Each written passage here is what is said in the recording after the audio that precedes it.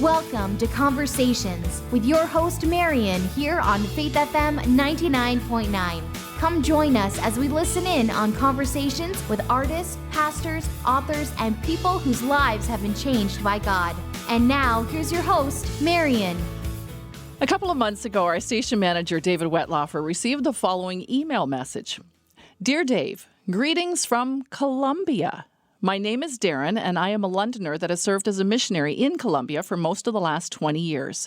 It does not matter how long I've been away, there are times that I still deeply miss my hometown and Canadian life. Recently, I looked up Faith FM on the web and was pleasantly surprised to find that you have a mobile app. For the last few weeks, I have been driving the roads of Colombia, listening to great music in English and hearing little details of London life. It has been water for my soul. He adds this little slogan. Feeling homesick, lonely, maybe a little blue? There's an app for that. Faith FM. Gratefully, Darren McCrae, Mobile Teams, YWAM, Bogota. Well, David responded to that email and suggested to Darren and myself that we sit down for a Skype interview for Conversations, which is exactly what we're doing right now. I am looking at Darren through a laptop computer. This is very cool. Darren, welcome to Conversations. Hi, Marion. Welcome to you to Colombia. Yeah, that's a neat concept. Didn't think of it that way. I was just thinking about bringing you to London. This is very, very cool. I am looking at your screen there, and I'm thinking, man, would I ever like to see behind you? It looks like you've got a window behind you, and I'm thinking, oh, would I ever like to see the landscape? Well, it's a pretty landscape. God's been really good to us. A few months ago, gave us this house. But Bogota is a city of about 11 million people, very much urban sprawl. Yet I'm a country boy. I originally grew up in Dorchester, Ontario, moved into London when I was about 11. I look out my window, and the house that we have is looking out onto a green space. So even as I'm working between outreaches, I can look out into the trees, I can hear the birds singing, and it's really good for me. I've got so many questions for you today. You've got to start it a little bit. I want to talk about Colombia. I want to talk about the weather there, your missionary work, your family, your connection to London. You have a really interesting testimony to share as well. We want to get into that a little bit later. Now, you mentioned you're a missionary in Bogota, Colombia. So tell our listeners, where exactly is Colombia? Colombia is the northwest corner of South America. It connects to Panama in the north. Also touches both the Pacific Ocean and the Caribbean Sea. Bogota itself is in the middle of the country, about 8,500 feet up, 2,600 meters closer to heaven is the slogan that Bogota uses. And contrary to what most people think, our temperature year-round is about 18 degrees. If it gets up to 22, 24, people are saying, oh man, it's so hot out. And then when it gets down to 15, they're crying about it's cold. And I'm saying, dude, you have no idea. No kidding. Now, you travel back and forth from time to time. How many hours travel time is it from, say, London to Bogota? A straight shot, Bogota to Toronto with Air Canada is 6 hours. Although with some of the flights that I've had to take, I've been up for 38 hours at times getting here. Oh, my. Is Bogota the capital city of Colombia? Bogota is the capital. And you said the population is 11 million, so this is huge. It is very huge. It's probably the same size as Metro Toronto, but 2.5 times the population density. Oh, my. So you're pretty crowded. We are very crowded. So that's why living where I am is such a miracle and very much God taking care of us. What's the terrain like? You mentioned about the high elevation. Is it very hilly? What's it like there? Bogota is in the middle of the Andes Mountains. It's on a mountain plain. If I look out the city, basically in any direction, we've got mountain peaks. And then if you go down and outside of Bogota, just an hour and a half, then you're into hot country where it's 25 to 30 degrees year-round. And then you can get everything in Colombia from snow-covered mountaintops in some of the sectors to the Amazon jungle down Leticia with the Peruvian border. I know you've been listening to Faith FM in the afternoons when I cover London weather and traffic conditions. Tell me, do you ever miss our snow squalls? Yes, I miss a lot of things. It's kind of funny because I've always loved the 4 seasons in Canada. Fall is my favorite season. There was a time I didn't see fall for 12 years. Snow doesn't bother me. I mean, I used to drive a cab in London, so those rear-wheel drive cars, it was always just an excuse to go do donuts in the Masonville parking lot. I used to have a lot of fun with it. You mentioned to me my email that it gets dark quite early there. 6 o'clock year-round. Year-round? Yeah, it only varies by about 15 minutes. We're not very far from the equator. That's something I also miss when we visit Canada in the summer on occasion. It's just really strange being out till 9 or 10 o'clock and still having it be daylight. Colombia is known for its coffee, and forgive me, but also drugs. Am I correct? Colombia's most famous export, yeah. Okay. I didn't want to be insulting, but that's true. There's a lot of truth out there that's not pleasant truth, but it is still the truth. But Colombia has a tremendous wealth of resources, both in minerals, fruits, vegetables. Colombia was producing 80% of the world's cocaine. I think it's now down to 70%. It has been making some progress. But it also produces oil. 40% of the roses that are sold in North America come from Colombia. There are some 200 kinds of fruits and vegetables here. There's exotic fruits. I think one is called goldenberry in Canada that comes from Colombia here. It's called uchuva. Colombia produces about 40% of the world's emeralds, I believe it is. Copper, mining, just a tremendous amount of wealth. You mentioned the drugs, and you mentioned very expensive exports. And I see trouble. Is there a lot of danger there? Do you feel that you're in danger at times? Yes and no. When I first got to Colombia, I came here first in 1995. Back then, it was, not so far from the time of Pablo Escobar. The guerrilla warfare was at its height, and you really needed to make your peace with Jesus if you were going to come to serve in Colombia long term. There was a very real chance of kidnapping. I remember one day an explosive mortar round fly over our apartment during a terrorist attack. That was a good prayer day. However, Colombia in the last about 12 years has made a massive turnaround. Where it used to be where I could not go for a day without reading in the newspaper a massacre somewhere in the country. I could not travel the major roads because I would have been kidnapped. It wouldn't have been a matter if, it would have been a matter how long. And yet now I travel most of the roads in the country freely. The main guerrilla group that is now in peace talks in Havana, Cuba. When I came to Colombia, they were 28,000 fighters. Now they're down to about 6. And the last vestiges of the conflict are in the jungle regions, very much removed from Bogota. We regularly have outreach teams down that go places that I could have never taken them when I first came down 20 years ago. Is there some remnants of the conflict? Yes, but the only real danger that we worry about is common crime. And since we always travel in groups, that's never really been an issue for us. We've been doing this, again, like I said, for 20 years, and we've had teams coming in all that time and have never had a major issue. Yet there's been spectacular ministry that we've been able to do. I don't want to get into a political discussion here, but generally, is it a democracy? Yeah, it is. One of the reasons why the communist guerrillas started 50 years ago was because of a lot of corruption. But while it's certainly not up to Canadian levels, things have improved, I would say 80%. Elections are held every 4 or 5 years. There are more and more people that really want to make a difference. And Colombia is a shining light that has not yet shined its brightest. That is really good to hear. Is it considered a Christian country? It is. Has been nominally Catholic. When I first came here, the stats were over 90% Catholic. That has been slowly changing. The evangelical church has been growing leaps and bounds. 35 years ago, the evangelical church was 0.03% of the population. It is now more than 17%, and we have not hit revival yet. It has become very routine for us to do mass evangelism in schools, shopping centers, places you would never even consider in Canada. That is exciting news. It has been very exciting. So this is like since the 20 years you've been there that you've seen these kind of changes? Yes, ma'am. I think it's really good the Lord sent you there. As if it was all you doing it. And I know you want to touch about this in a minute, but when you look at my background, where I came from and where God has put us, we are obscenely privileged to work where we do. Colombia is not an easy place, but we literally get to share the gospel with tens of thousands of people every year and do things that most people could never imagine. And when that happens, I just remember that, I'm the kid from London that, should either be dead and in jail at this point, and God's using me. So, yeah, it's humbling. Now, you just mentioned that you're not native to South America. You were actually raised here in London, in Dorchester and London, and we're going to hear about that in a few minutes, as you said. What organizations do you work with in your mission work in South America? I'm a credentialed minister with the Pentecostal Assemblies of Canada and also a missionary with Youth with a Mission. So here in Colombia, I carry both of those flags. I carry them proudly, and the one that works best, I carry the most. That can change from day to day.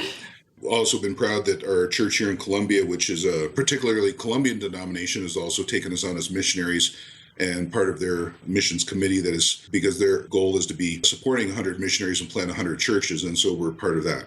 You minister with your family there. Tell us about them. My wife, Patricia, is Colombian. I had met her when I was first down here on my first short-term trip in 1995. But it was only 5 years later that God kind of hit us over the head and said, "Hey, dummy, there's your wife." I was 33 at the time, and we went from friendship to marriage in 7 months. We have two boys, James and Darren. Darren is 9, and James will be turning 13 on May 30th, so we'll have a teenager in the house. We're very proud of them. They're very tender-hearted, very user-friendly boys, and they've not only been part of our family and part of the blessing that I never had in my own life, but God has even been using them to help start translating with some of my teams that have come in. Yeah, we've had some proud mommy and daddy moments. That's excellent. Now, your wife just recently became a Canadian citizen. She did so just back in January. Where did that all happen? Did you have to come back to London for some of that? Actually, we based ourselves down in Leamington for 4 years. We moved our office there. I was traveling back and forth. For Patty to get her citizenship, she had to live in Canada 3 years within a 4-year period. It was also a chance for our boys to learn to be Canadian. They were born in Colombia, and so they had never lived up there now. I want to say up here because I feel like I'm at home again. So we were doing that. Now, the reason we Leamington in part was because the pastor that originally sent us out from London, Tom Harmon, is now the pastor of Kingsville Community Church, and so that's where we connected with while we were back in Canada. Now, was that fairly recently then? You stayed here for the whole time until she became a citizen? No. Once she had fulfilled her residency requirement, we moved back to Colombia. That was July of last year. And then Patty had just gone up for her citizenship ceremony in January while I was here taking care of the boys and being Mr. Mom. Oh, very good. I'm asking all these questions about details of time because I'm trying to figure out when you discovered Faith FM. When I discovered Faith FM was just in January when I wrote Dave. You didn't know about us here in London when you were in Ontario? Well, I knew you existed. I did not know that I could stream you on a mobile app. One of the things about Bogota, being such a big city, the traffic is insane. It makes Toronto look like London by comparison. Stress is always a big deal when you're going across the city and you've got people cutting you off. And I started putting the app on my iPhone, was starting to listening and realizing, wow, this is really, really lowering my stress level. And so that's when I wrote Dave. That is excellent. Now, for anybody just tuning in, we're speaking today via Skype with Darren McCrae, who is a missionary living in Bogota, Colombia in South America. Now, Darren, you have a most interesting testimony that is set right here in the London area, and I'd like to spend the rest of our time together sharing that story, if that's okay with you. You've already mentioned you're originally from Dorchester. Tell us about family life growing up. I grew up in Dorchester, Ontario. I was a small town kid, but life for me was not at all easy. I was the little fat kid that everybody picked on. I remember in public school, literally every recess, gangs, 5, 10, 15 kids would come after me. I was their punching bag. And my parents were also having issues with their marriage, and I didn't know this at the time, but they ended up separating after quite a few problems, quite a few years.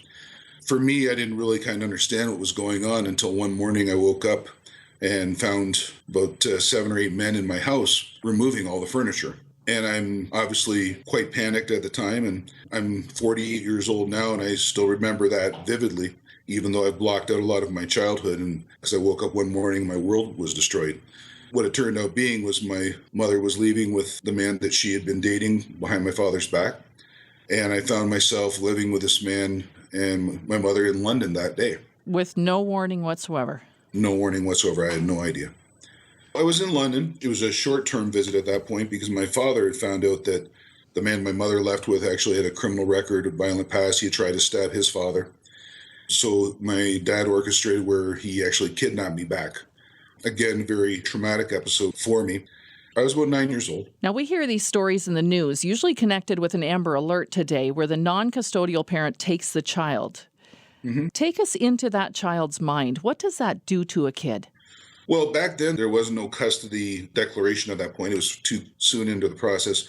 But what it did for me is because initially when my mother left with me, she spent those 3 weeks essentially brainwashing me, instilling terror of my father into me, talking about him being violent, about his drinking. And there was truth in it because he was an alcoholic. But he'd never, that I know of, harmed her or anything else. But the day when he kidnapped me back, it took 3 full-grown adults to try to get me into his vehicle just because I was so absolutely terrified. And I was a 9-year-old boy. But then I ended up back in Dorchester. And at the time, the stress started causing migraine headaches for me. And, it took quite a while for those emotions to work their way out because a little boy just doesn't know how to express those things. Were you back with your mom at this point then? At the end of the 3 weeks, my father kidnapped me back, and my father ended up getting custody of me, which kind of speaks of the domestic situation that my mother was in. Wow. I'm always amazed at the stories that we bring to people here at Conversations, just such heart-wrenching stories. Do you want to say anything more about that time with your dad? I was living with my dad. Now, him to mask his pain physically from a car accident and emotionally from the separation. He was drinking a lot, and when he drank, he would get violent. I started spending more and more time away from home. Now, school, at that point, we moved into London because in the divorce settlement, we had to sell the house. And at that point, I had hit puberty. So now I wasn't the little fat kid. I was the big fat kid that nobody wanted to mess with. I'm 6'4", over 300 pounds. There is an intimidation factor at work. It left me a bit of a loner. And I was spending as much time away as possible from home because I wanted to just keep away from my dad and his drinking. Actually, August 22nd, 1983, when I came home one day and my dad threw me out of the house. In a drunken rage, I think he'd figured that I realized that I was stealing money from him. And as he tried to throw me out of the house, I almost went down the staircase into the basement. Yeah, that started for me what was 1 year of living on the streets of East London. Right here in our city. Dundas and Adelaide. Where did you stay at nights? It was a mixture. I never actually slept on the street. There would be, 4 or 5 of us in a room, a couple on the bed, a couple on the floor in a mattress, somebody else on a couch. I lied about my age at one point so I could get into the Salvation Army men's hostel for a couple weeks. Rooming houses, just back and forth. Spend most of our days in video arcades and, on the street, just kind of trying to hustle for a living. Tried to stay in school, but even though I had really good grades, I'd missed a third of my classes, so they failed me and ended up dropping out. Darren, I've just gotten to know you in the last maybe half hour, and you have, and on your website as well, you have such a terrific sense of humor. Did you have that during those years, or was that gone? Because I see the pain on your face now as we're talking. When I became a Christian, I knew 2 emotions, anger and bitterness. I had been rejected by absolutely everybody that had ever loved me in one way or another, and I was alone. Yeah. So August 22nd, 83, you're kicked out, you're living on the streets. Something was happening. You mentioned about the video arcade that you were hanging out with. Was it just any old video arcade? We spent a lot of time in different video arcades, but towards the 8-9 month mark, I started hanging out more so in East London. And the place I was hanging out was Arcadia Family Fun Center. Well, if I had have known what was going to happen to that video arcade, I would probably still be running in the other direction, like in a lot of things in my Christian life. But in June of 1984, the Arcadia Family Fun Center was bought out by the weirdest freak that I had ever met at that point. Christian guy by the name of Tom Reed, and he was a freak because of that, but he was the coolest freak we'd ever met because he was also an ex-biker that ran with the Queensmen. So Tom had taken over the video arcade thinking that God had given him a business. He had been in a motorcycle accident, was trying to recover from it. And as a diabetic, that took a long time. But at the same time, he started putting out tracts on the table, started sharing with the kids. And I was feeling kind of threatened by the whole process. And in the same 3 months that God was dealing with me, God was dealing with him as well. I had decided that Christianity was a bunch of crap, that I'd heard about the errors in the Bible, the theory of evolution, all kinds of different things. And so I decided that I was going to disprove Christianity. And what does any self-respecting street kid do when he needs something? Well, I needed a Bible to define those mistakes, so I stole one. I started reading it in Genesis, a living Bible. 3 months later, I was looking in the book of John. I had realized a lot of my objections were nonsense. And August 22nd, 1984, at 3:38 in the morning, I looked up at the ceiling and said, "What the heck, God, let's go for it." There's a whole lot right there in that sentence or two I want to unpack. First of all, you just said the same date, August 22nd, 83. A year previously, your father had kicked you out. 84. Say what you said to the Lord again. What the heck, God, let's go for it. Was that a life changer for you? That was my sinner's prayer. It might really mess with people's theology, but God understood. Oh, he does. He does. But exactly a year later. Exactly 1 year to the day. And the first verse that God ever spoke to me out of the Bible was Psalm 27:10. When my father and mother forsake me, the Lord will lift me up. And in that same 3-month period that God was dealing with me, he was also dealing with Tom. Tom was getting recovered from his accident like any thick-headed biker would. He got out of his motorcycle and he ended up laying it down again. So he was in Victoria Hospital, South Street campus, trying to recover. And one day the nurse comes running and says, Mr. Reed, we can't have all these kids in here. Because there was like 8 or 10 kids in visiting him from the video arcade. And he was like, well, hey, what's your problem? I mean, they're not making noise. They're not swearing. They're being good. Yeah, but there's 50 more of them down the hall waiting to get in to see you. And that's when he realized that God had not given him a business, but a ministry. And so Arcadia Family Fun Center became Arcade Christian Street Mission. I got saved and I spent the next 5 years in full-time street ministry. And who would be more appropriate to do street ministry than someone who has lived on the streets? Well, it was a big learning curve. But back then, the ministry was a little controversial. We had those satanic pinball machines and different things that people needed to have their attitudes adjusted around. But God used it. And what I'm about to say, I say in all humility because I'm still absolutely astounded. I never forget the dust that I came from. But that kid from East London has gone on to present the gospel to literally hundreds of thousands of people. And that's a story only God can tell. Very, very cool. You make the comment on your website, I simply cannot imagine ever being a Sunday-only Christian. Now, you did go to a church here in London. Where did you land? The first 3 months, I was in a little storefront church of God that existed at that time in East London. But my first church really in London was Faith Tabernacle. I was there for 5 years. I have lifelong friendships there. Some of the leadership, I still consider them my spiritual fathers. Pastor Dave Kelsey, Reverend David Elliott, he's a missionary up to the Arctic, but is out of Faith Tabernacle, and he's just been a wonderful man over the years. From there, I had moved on to Abundant Life Community Church, was there for many years, up until our lead pastor in Kingsville kind of took over our covering, and that's pretty much our church history. So you were working on the streets for, what did you say, about 5 years? 5 years. And did you have a job at the same time, or that was your job? Well, it was a mixture of things. I was on welfare for a good part of it. I did some part-time work.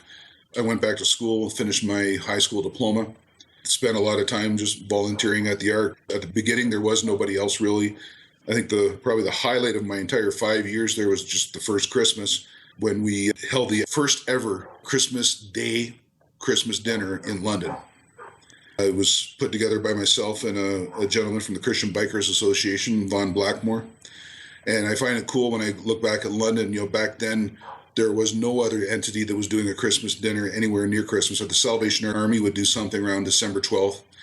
And 30 years later now, we still see that there's organizations in London that do Christmas dinners on Christmas Eve and on Christmas Day because of a Loudmouth Street kid and an ex-biker that got together and started something. This is so cool for us as listeners, too, of Conversations, because just a few weeks ago, I was telling you off the air that we just did an interview with the executive director of Arcade Street Mission. So this is Doug Whitelaw. And so this is really neat to hear you at the beginning, and then here you are a missionary, and we just chatted with Doug just a couple weeks ago. Wonderful. Doug's a great guy. I love hearing how God weaves all the little moves and desires and details in our lives to take us exactly where his plan is. Somewhere along the line, I read in your bio there about your sister and some makeup and a business venture in Mexico.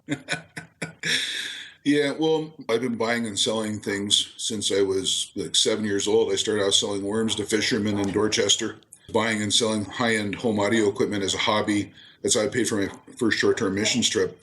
But after I left the street mission, God took me out of there for about 4 years, where I was just attending church. I was driving cab in the city at the same time as I was doing some Bible college courses, did some courses at Western.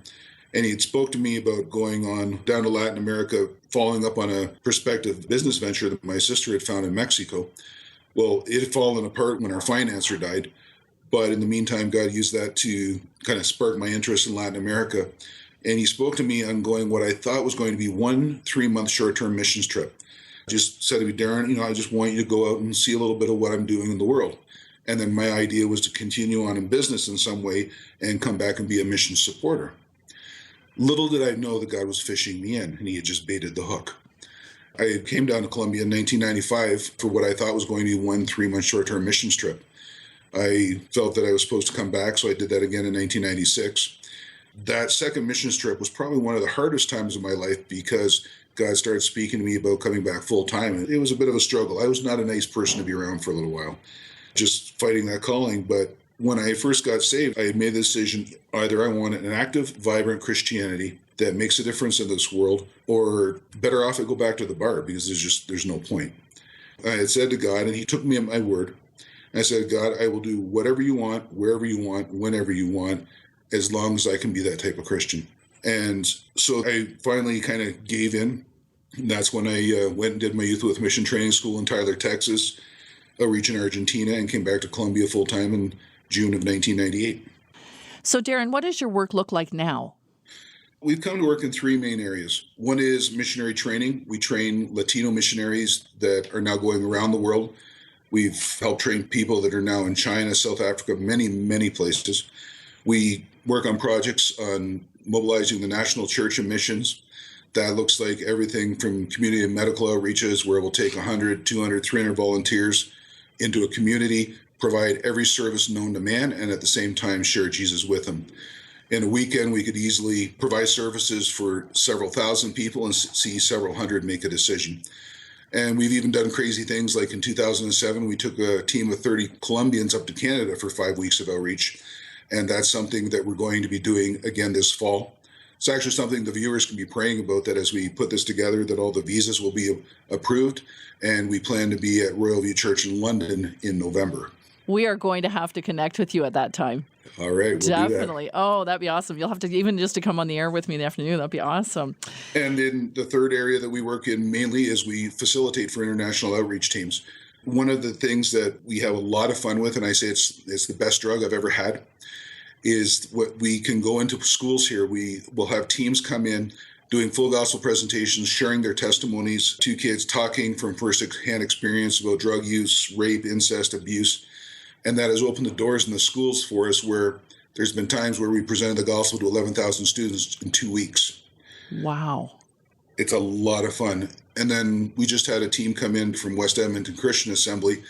It was their first ever father and son outreach, but they were doing more than just work, because they were working during the day, doing construction, renovating a church that needed help up, painting a state boys' home. In the evenings, they were doing men's ministry in the churches, doing a dynamic we called conversations, where they would talk about the dynamics between fathers and sons and family problems and how they worked them out in a Christian setting.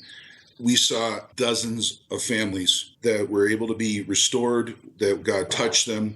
And the state boys' home that we were just painting, well, now the director of this secular state boys' home is asking us to do discipleship groups with his boys. So with those teams, we have a lot of fun. And this is my commercial. Come to Colombia. We need you. Because it doesn't matter who you are. If God has done something in your life, you have something to share, and there's an open door here to share it. That is fantastic. I feel, Darren, like we've barely scratched the surface. Like you've touched on so many things that you do, and your story is so big, but I'm so glad you were able to share it with us today. I'm sure our listeners will want to learn more about you, and we can see photos of yourself and your family. What's your website?